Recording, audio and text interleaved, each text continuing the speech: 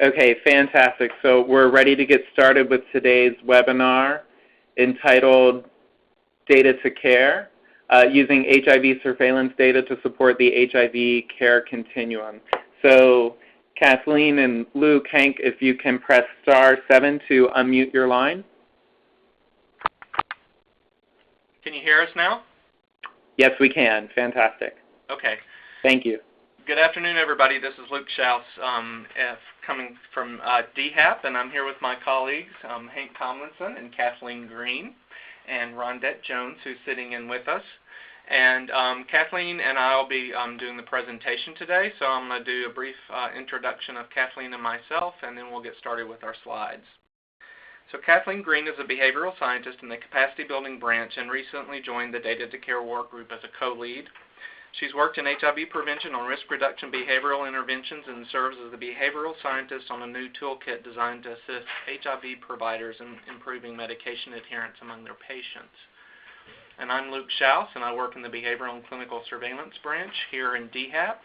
And I have been a co-lead on the Data to Care activity since it's in the work group's inception in August of 2012. And I've spent most of my time working in HIV surveillance epidemiology and some in prevention programming. So thank you all for joining us today. We're going to be reviewing the Data to Care, the public health strategy, and a new toolkit that's available for public health departments who are considering implementing Data to Care. And we're very thankful to NASDAD and UCHAPS for helping us organize the call today and for facilitating the webinar. So thank you to both of you for that. Then we'll just go ahead and get started with our presentation. So today we're going to talk a little bit about the objective of Data to Care. I'll give a brief history of the work group and how the toolkit materials were developed and who all was involved in that. Kathleen will start us off by visiting the Effective Interventions website where the Data to Care toolkit is housed. And then I'll finish up looking at the final bit of that web toolkit on the web. And then we'll tell you a little bit about some of the technical assistance that's already begun, and we'll talk a little bit about our plans for technical assistance in the future. And then we'll have time for questions at the end. So Data to Care is a new public health strategy, and there's a toolkit now up on Effective Interventions that describes that strategy and provides resources for health departments. Data to Care, the objective is to use HIV surveillance data to identify HIV-positive individuals not in care and support them along the HIV care continuum. So we're really talking about trying to increase the number of people who are linked to care and who ultimately hopefully have a suppressed viral load. And Data to Care is a linkage or re-engagement strategy, but it is only really intended to be one part of a more comprehensive linkage and re-engagement strategy that a jurisdiction would have. And so it's not, it should be part of a whole comprehensive package.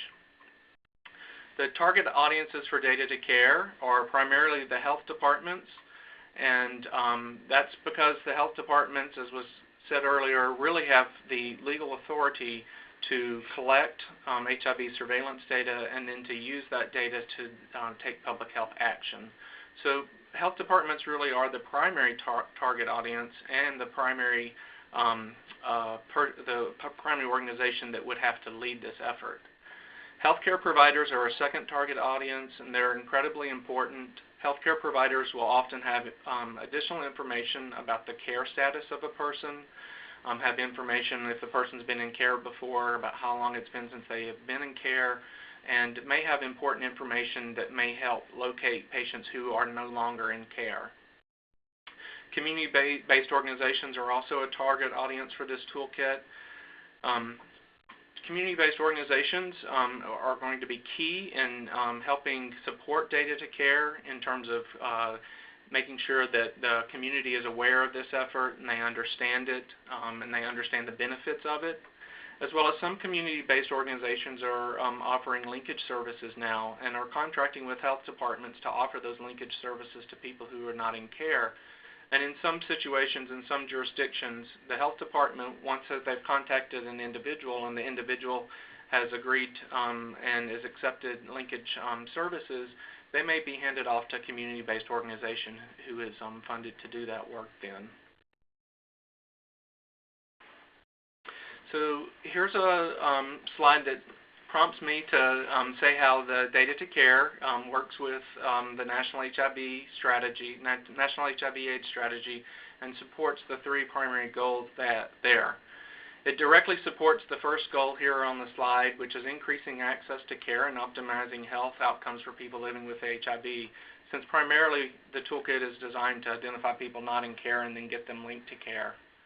And it indirectly supports the next two by reducing the number of people who become infected with HIV. If more people are linked to care and ultimately have suppressed viral load, then their likelihood of transmitting HIV will be reduced and we'll see fewer numbers of infections. And it will also indirectly reduce HIV-related health disparities. If we're able to make sure every single person is linked to good quality HIV care, then we'll see a reduction in those health disparities. So as I mentioned, in August 2012, DHAP started a Data to Care work group, and the purpose of that work group was to provide tools and resources to health departments to assist them in using their surveillance data to identify people who are not in care and then to support people along the HIV care continuum.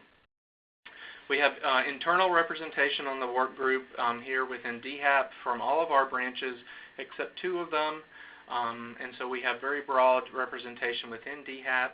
And we have a lot of external partners because this work really couldn't have been done without our health department colleagues. And so you can see here we have surveillance and prevention program representatives from the District of Columbia, Louisiana, North Carolina, New York, Washington, Chicago, New York City, San Francisco, and Seattle. And we've even involved some folks from other sites who weren't permanent members on the work group to learn about their programs and the activities that they're doing to help influence the toolkit. And so the work group was charged with not only determining what types of tools and resources were needed, but they also helped to determine the format. So this is a toolkit that's a web-based toolkit, so it's housed on effective interventions, which makes it accessible to everyone, as well as it makes it very easy for us to update and add new materials. They were also responsible for creating almost all of the content that you'll see in the toolkit, except the items that were already created that we're just linking to. The rest of the material was created by the work group.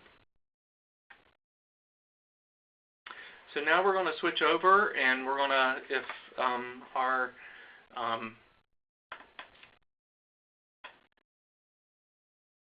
everything works right, we're going to go to the website, Effective Interventions, and I'm going to hand it off to my colleague, Kathleen Green, who's going to start walking us through the toolkit. Great. Thank you, Luke. So now we're just going to take a walk through effectiveinterventions.org to access the Data to Care toolkit. So as Luke stated, Data to Care is a new public health strategy that aims to use HIV surveillance data to identify HIV-diagnosed individuals not in care, link them to care, and support the care continuum. So the toolkit was designed to share information and resources to assist health departments and their partners in developing and implementing a Data to Care program. All content was developed and reviewed by the Data to Care work group.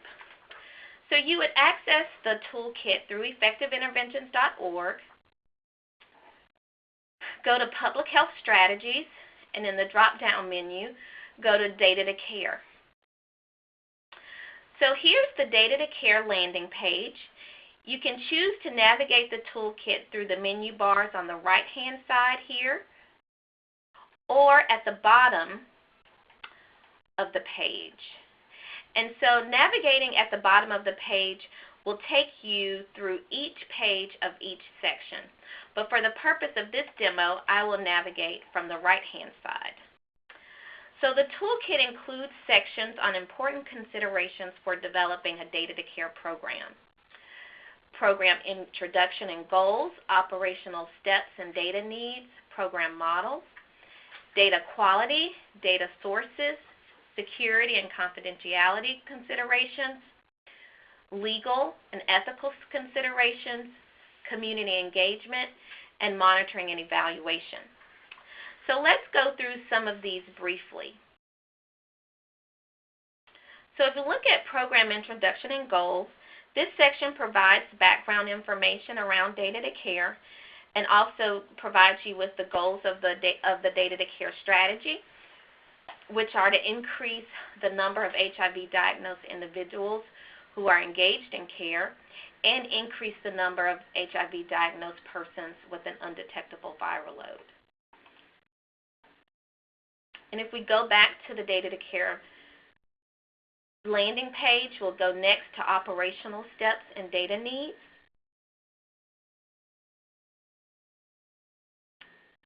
So here, as health departments consider using surveillance data to identify HIV diagnosed persons not in care and ensure linkage and re-engagement, they need to make some important data decisions. And so this diagram outlines basic operational steps for a data to care program. The use of surveillance data to identify your not in care, which we call the NIC individuals, generate output lists from surveillance database, investigate the NIC list to complete missing and verify care status, prioritize NIC lists for follow-up and outreach, also provide missing data located during investigative and/or programmatic activities, and share key data with field staff and providers to locate individuals on the NIC list and conduct outreach. And then if you look to the left, you'll see these two sidebars that show important steps that should be ongoing throughout your data to care program. Conduct quality assurance activities to improve program operation and efficiency, as well as manage and document program data in secure access control database. Moving back to the landing page and going to the program model. I also should say, if I go back here to data to care and go to the operational steps, you'll see that at the bottom, each link for each step has more extensive information about each of the steps in the link.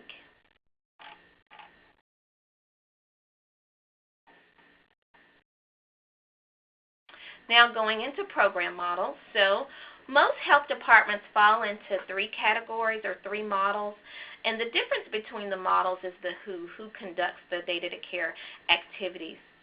So let's look at the health department model.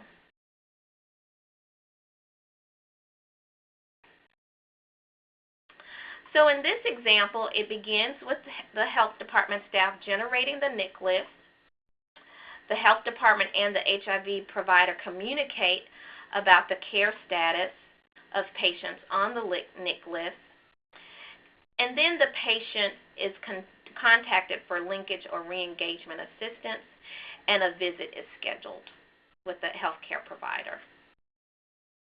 In the other models, which we won't go to, activities are led by either the healthcare provider or a combination approach between the provider and health department staff. So in the healthcare model, the provider contacts the patient and schedules the visit, and then in the third model, you'll see that combination approach between the healthcare provider and the health department staff.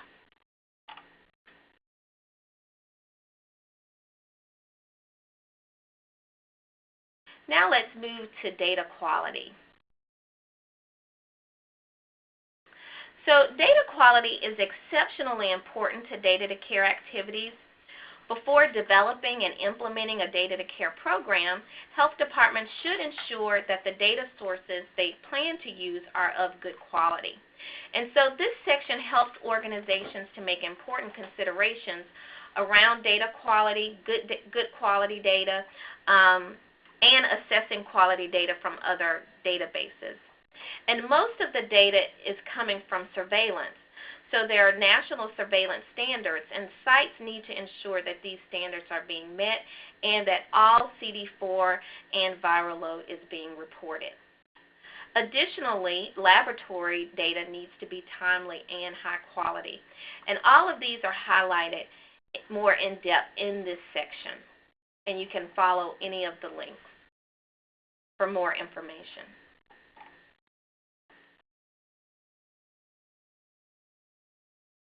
So let's move to data sources. So this section describes a number of data sources in addition to HIV surveillance data that health departments should consider using.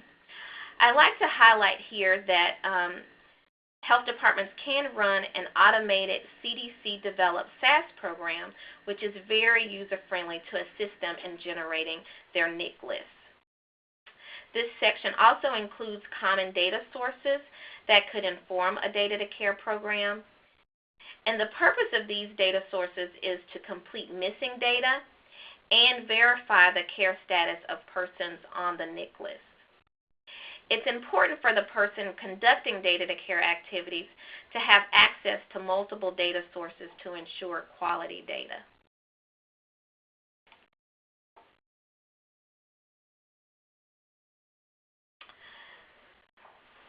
So there are also sections on security and confidentiality considerations, and Luke will talk a little bit more about that. There's legal considerations and ethical and community engagement. So let's just take a peek at community engagement. And so community engagement, this section covers the importance of involving the local community and key stakeholders throughout the program development, implementation, and evaluation phase. This is a group that I know knows full well the importance of community engagement. So I won't say any more here, but there is definitely great information that can help you engage your community around data-to-care.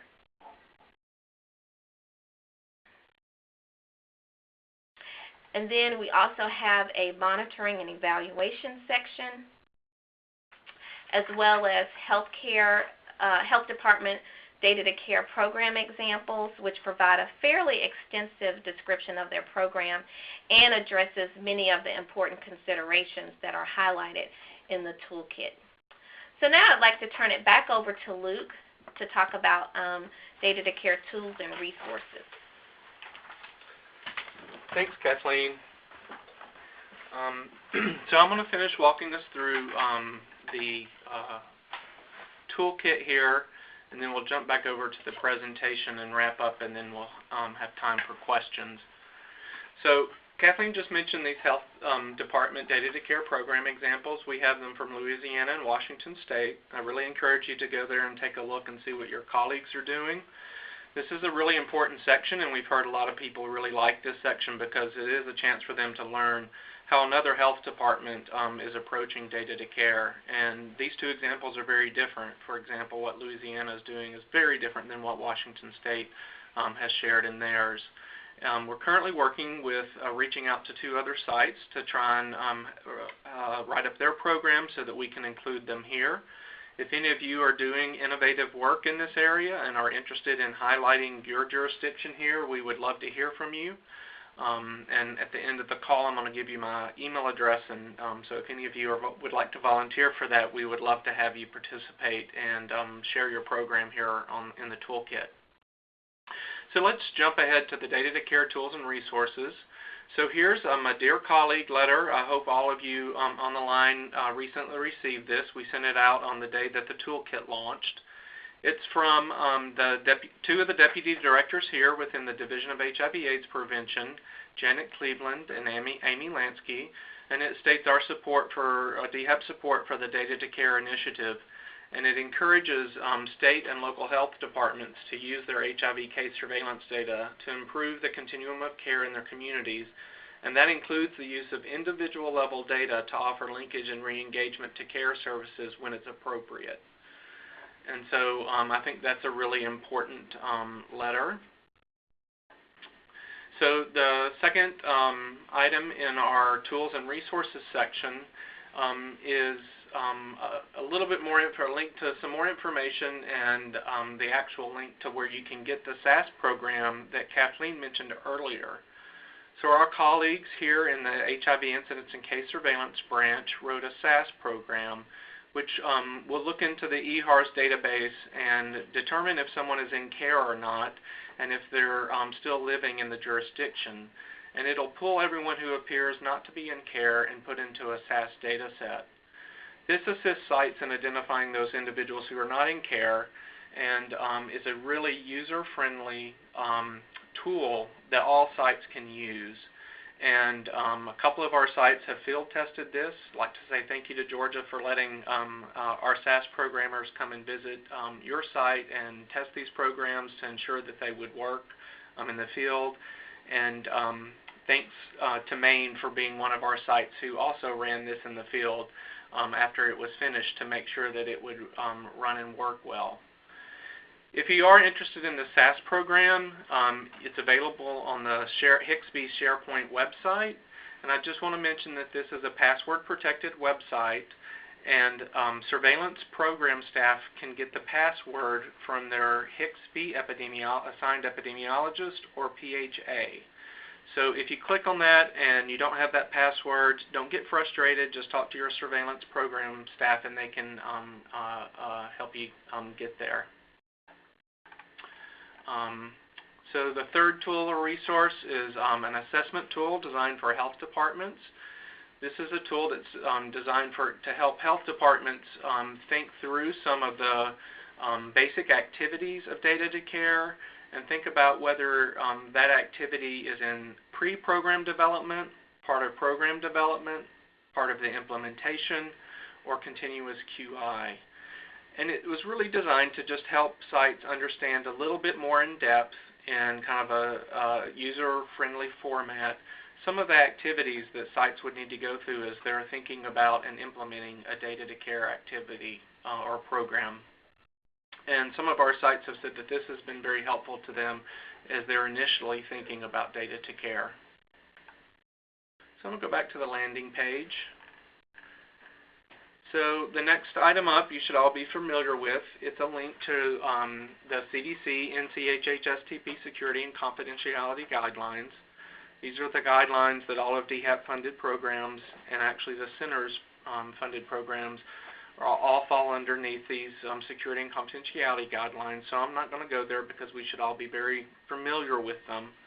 They are very important to this activity, and so I encourage you to, if you're not familiar with them, to familiarize yourself with them, and also to go up and read the section above on security and confidentiality, which breaks those guidelines down and applies them to data-to-care and provides some really good thought-provoking material as you're thinking about data-to-care. The next item up is the Project Inform Think Tank Report. So Project Inform, I think it's just been over a year ago, pulled together a group of thinkers and experts in this area and had a conversation about how to use surveillance to help link people and retain people in care. They were kind enough to let us link to their report. It's a very good report. I really encourage you to check it out. It's very well done, and it really covers many of the really critical issues for this activity. And especially for those that may be involved in or thinking more about community engagement, I think this is a very important and useful tool. So then the next up is our reference list. And so these are the references, and these really intended for anybody who wants to really dig in deep and learn a lot about some of these the different activities and some of the supporting documentation for the material that's on the website. It's very helpful. Then there are two more sections here. There's one called Stay in the Know, and if you click here, you'll be able to enter your basic information and along with your email address, and you'll get updates. So whenever anything to the website is changed, updated, new material is added, whatever, you'll get an email notification letting you know that there's been a change. That'll help all of us stay current with the materials in the toolkit. And then the final thing is, if you do come and visit our toolkit, we encourage you to take just a minute to click here under Share Your Feedback and to provide just a little bit of information about who you are and what your experience with the toolkit was like. And we'll be using this information as we go forward in creating new material or in revising material that's here to make it more helpful. Okay, so that's the website, and now I'm going to hop back to our presentation and have a few more slides to get through. So as you all know, I think by now, the toolkit went live on April 30th, so we're still kind of in our first month of it being up there and available to people to use. We're getting some initial good feedback, so we're very happy about that, but we welcome all feedback, good or constructive, on the toolkit. As you've seen today, it's available to everyone at effectiveinterventions.org.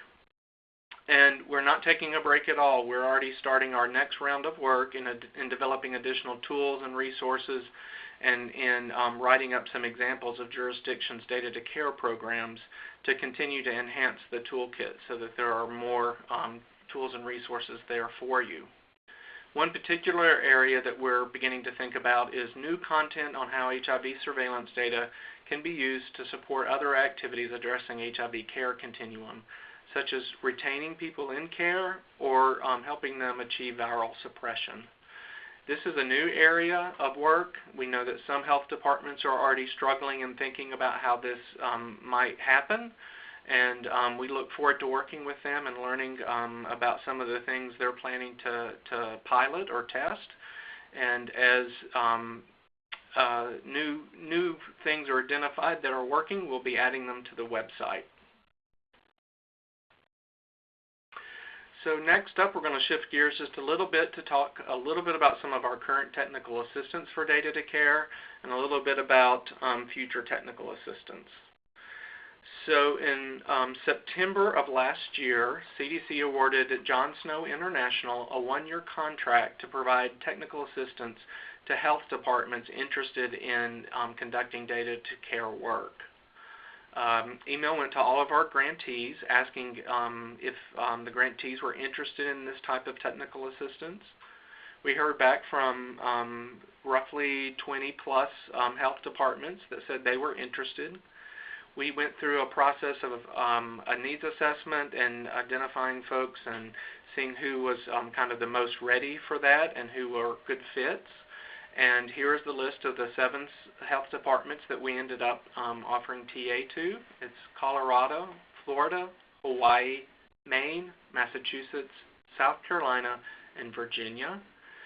These health departments represent a good diversity geographically. They represent low to high morbidity areas, and they represent a good mix of folks in terms of where they are in preparation for doing data to care work. Some of these folks are at the very beginning stages of data to care. And there are others here who have actually piloted some of the data to care work and are thinking about scale up and evaluation of their pilot work. So we have a good range of folks here all across the spectrum for data to care. JSI has been working very closely with these individuals. We've completed in-person site visits to all of these sites, both CDC and JSI together. And since then, each site has had a technical assistance plan developed, and we're moving forward with executing that technical assistance plan. This technical assistance runs through kind of mid to late August, at which point JSI will wrap up the technical assistance activities and begin some knowledge transfer to some of our new CBA providers who will be offering data to care technical assistance. So many of you know that in April of this year, the capacity building program within the Division of HIV/AIDS Prevention funded new capacity building providers for a 5-year funding period to offer technical assistance. 8 of those CBA providers will be providing technical assistance to health departments, and some of them will be providing technical assistance on data to care.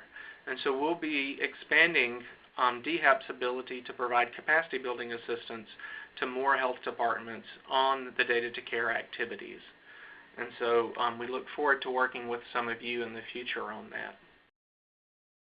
So I'll open it up for questions in just a moment. I just wanted to say thank you again for joining us on the call today. We were very excited to share this.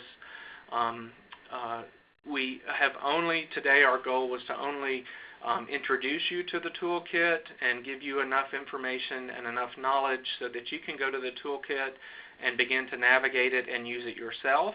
There's an incredible amount of material there, many more pages that we didn't even visit today under each of those big headings that we went down through on the right, under the right-hand column.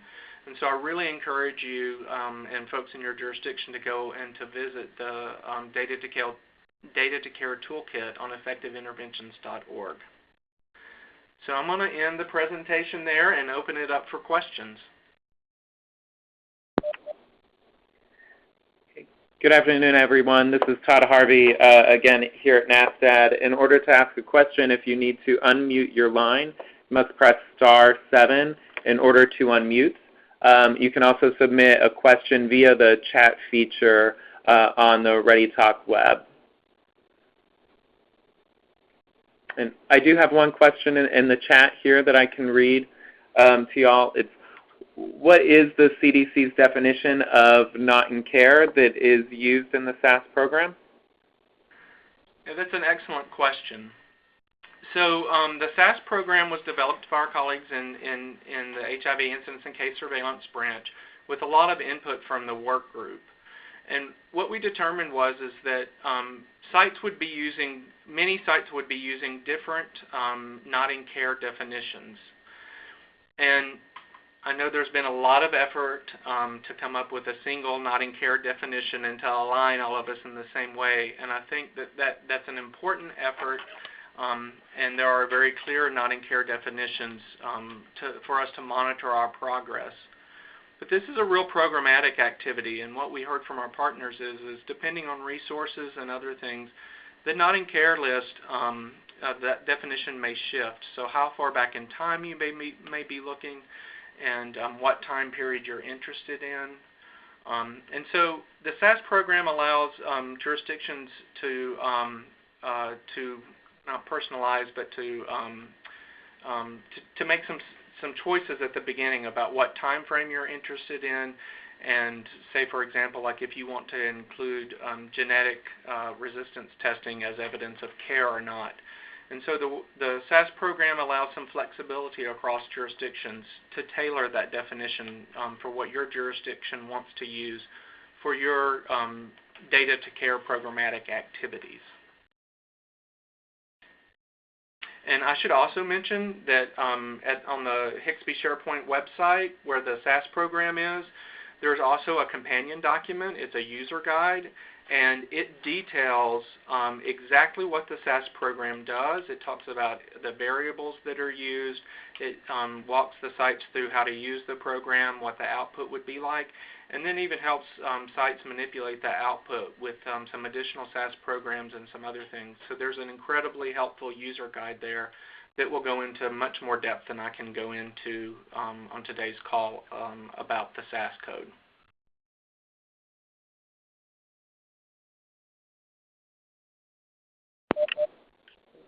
As a reminder, everyone, to ask a question on the line, you must press *7 to unmute. In the meantime, we do have another question in the chat from Carol Crump, and she asks if you could expand a bit on the other elements of linkage to care that are most critical to include with data to care. Okay, Carol, I'm not 100% sure that I fully understand the question. I think maybe what you're asking is what are the kind of the elements of linkage that jurisdictions should use? So once someone's been identified as not in care from the surveillance data, and you're going to go out and offer that linkage service, what are the different types of linkage services that you could offer? And if that's the question, we have really left that open to jurisdictions to determine. Of course, one of the linkage interventions that CDC supports is the ARTIS intervention, and you can also find that here on effectiveinterventions.org. And ARTIS is a very good linkage program. But in other areas, they're using other strategies for linkage, such as kind of like red carpet type of programs where, there are spots at clinics where there's no waiting time, and that if they come in through that linkage program, they get seen immediately. They always have appointments for them, and it reduces barriers to getting in for that first visit. And so we really, as we talked to jurisdictions had, some of them were already kind of choosing what linkage programs they were using. They were already developing partnerships with folks around offering linkage services. And so we really left that piece up to jurisdictions.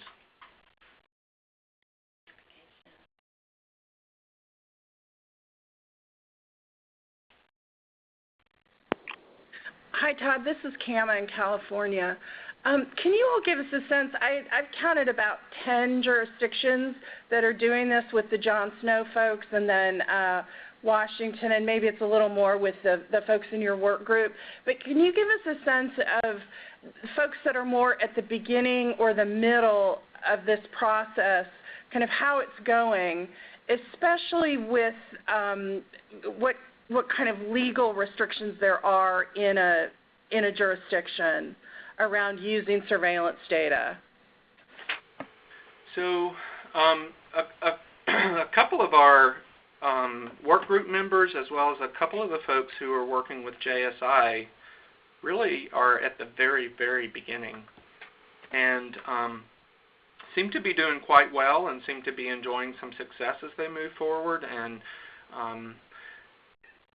the questions, so I think that, what I guess the first part of that is it seems like people who are kind of at the beginning of this are seeing some progress and making some headway. As I mentioned, Maine is an example of a site I think that was on the kind of toward the beginning of the process. They're working with JSI. They've actually been able to use the Sas program to produce a not in care list. I think that was very invigorating and encouraging for them. I know Hawaii is kind of more at the beginning of this process too, and I think they're making some very good and pretty quick progress forward.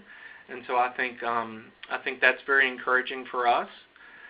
In terms of the legal thing, so our legal section here is written pretty broad because the legal foundation for all of this, of course, lies at the state level, and so it varies tremendously across the country.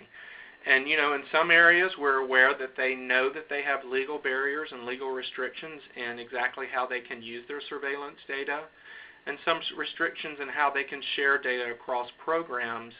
And so perhaps they could use their surveillance data, but there may be some restrictions in say, using some care data to verify people's care status or to complete some missing information that would be needed to really locate the client.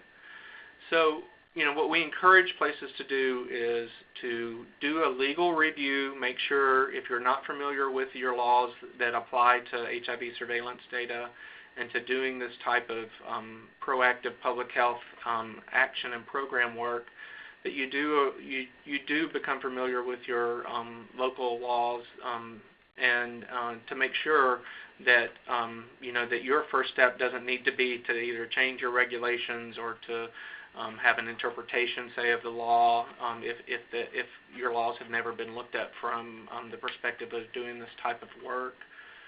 So for some places that might be their first step in data to care activity.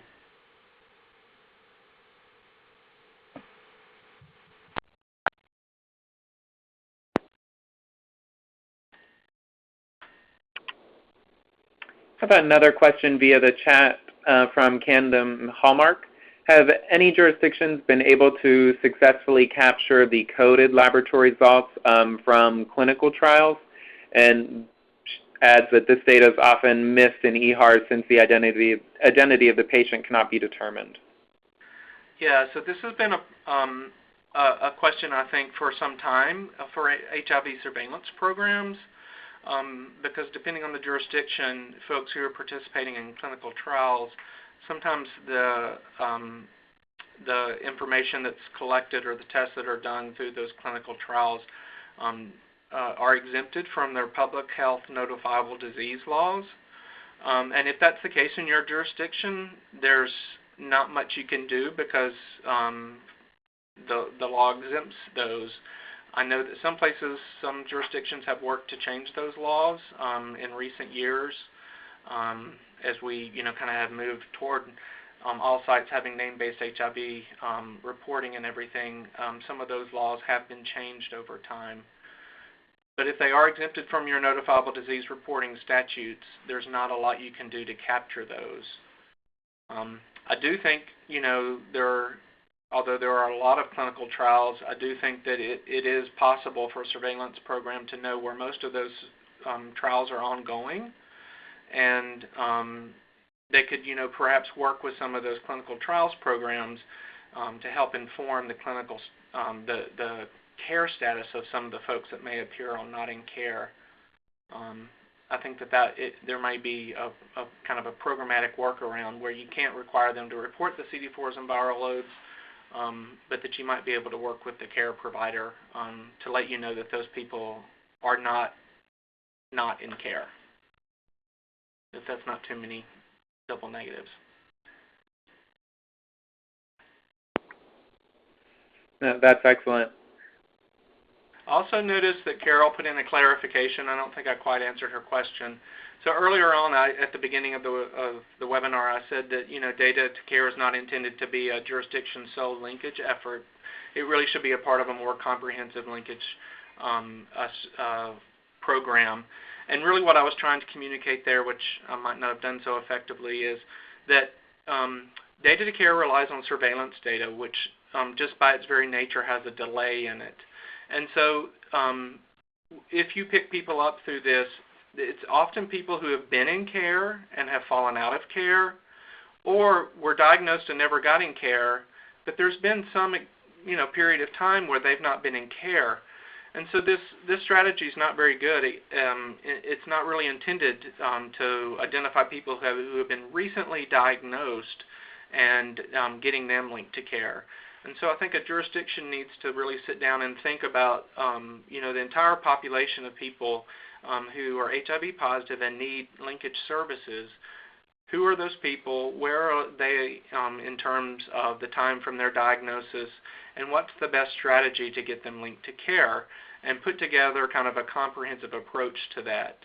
And one of the strategies there we would encourage you to consider using is data to care. But I think you also need to have strategies that if someone tests, in your counseling and testing program, that they're immediately offered linkage services then, and that you don't wait to capture them in your data to care activities through surveillance. So that's kind of what I was trying to say there.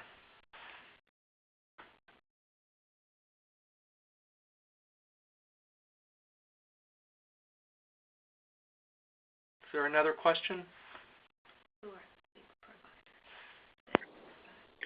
We do have another one in the chat from Sophia Romanes, and it asks, who are the CBER providers who can provide capacity building for data to care to health departments? And then what type of technical assistance or presentations are available to community providers and partners regarding data to care? Okay, I'm going to take the second part of that question first because it's the easiest one for me to answer.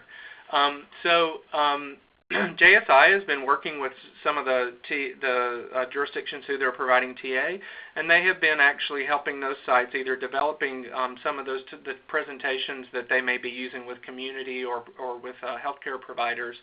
And as those presentations are developed, we're going to take the generic parts of those that we can and put together in some presentation resources and put them up on the toolkit. And so I encourage you to go on there and sign up. And so when those resources become available, we'll be providing those to you through the toolkit. The first question, to be honest with you, I know there are 8 of those. I don't have a list in front of me, and so I can't name them off. But it was the 8 CBER providers who are going to be providing TA to health departments. And it's likely that not all of them actually will be doing it, but it may be a subset of them. And some of those conversations, we're just about a month and a half into that funding project period, and so some of that's still being determined. So I don't have a final list of the ones I can tell you. But you'll be able to request TA through the CRIS system just like you would for any of the other TA provided by the CBB and their CBA providers.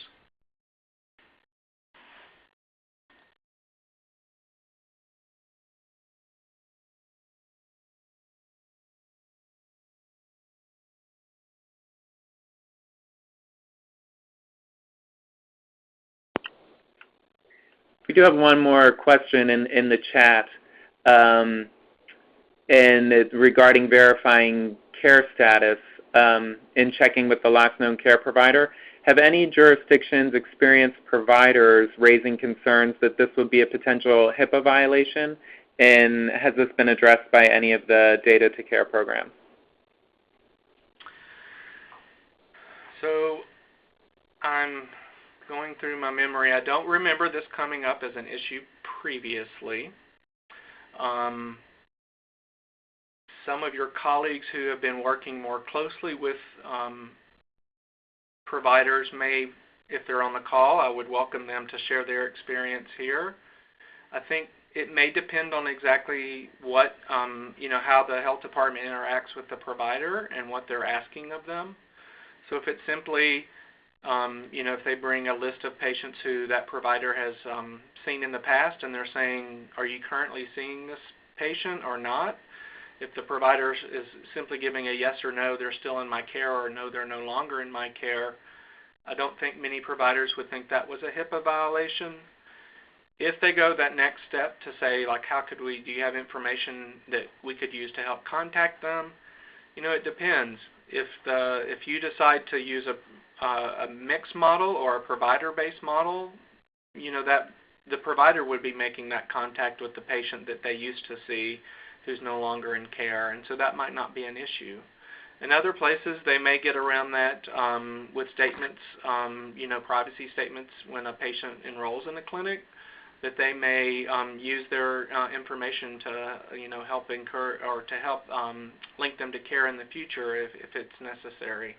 So, I think that would be a jurisdiction by jurisdiction issue to work through, and it may be a provider by provider issue to work through as well. That said, if your colleagues may have some information to share exactly about that. Hipaa can be a very sticky widget sometimes. Luke, this is Cama in California, and my understanding is, and the way not get around it, but the way that we've been told is that this is information for public health purposes. And so then I think it's that Hipaa doesn't apply. Yeah, so definitely the information that the provider sends to the surveillance program is exempt from Hipaa because it's required to be reported to the health department through the notifiable disease statutes, and there's a carve-out in Hipaa for that information. I think the question comes when you move beyond that specific data that is required by the notifiable disease statutes to be reported. If you move beyond that and the provider shares information that isn't a part of that report to surveillance, then I think that there is probably a question of what could or could not be shared then. And I think that would be an issue that I think jurisdictions would need to work out and think through carefully. And in my work with surveillance programs across the country, there's one Hipaa, but there are 65 different interpretations of Hipaa and exactly what that means and how health department programs share data and how providers share data. I mean, it's clear there's a carve-out for surveillance data, but beyond that, I think you get into a lot of interpretation or I can't say that word, implementation of the Hipaa rule.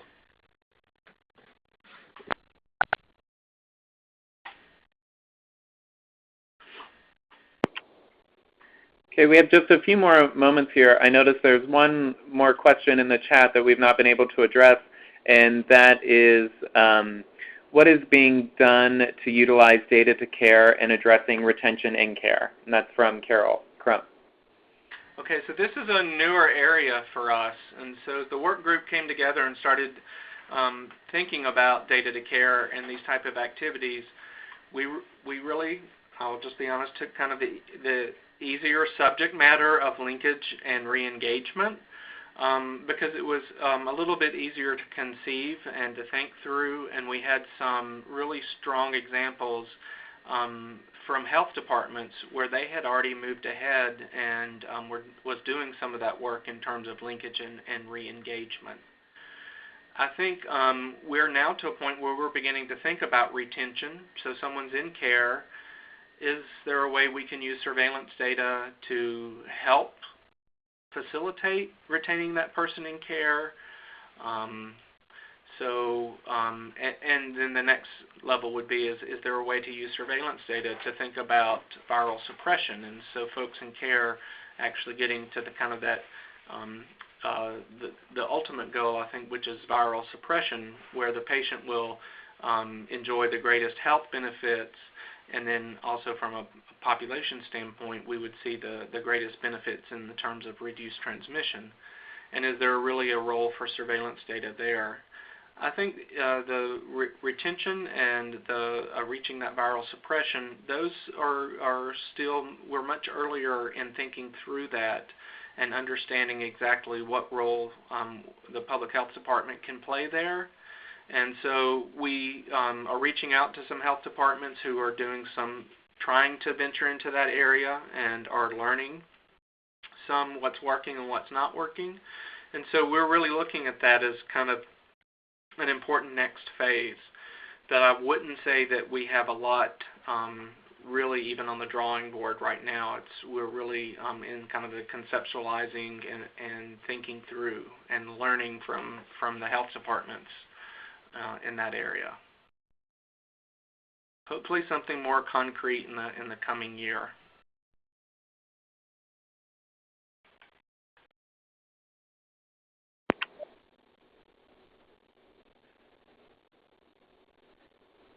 But we do still have a few moments left.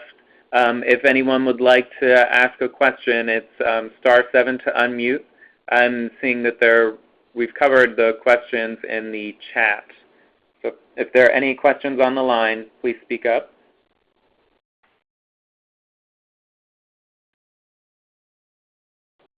I really appreciate the questions. We sometimes don't get very many questions, so y'all are coming up with some really great questions.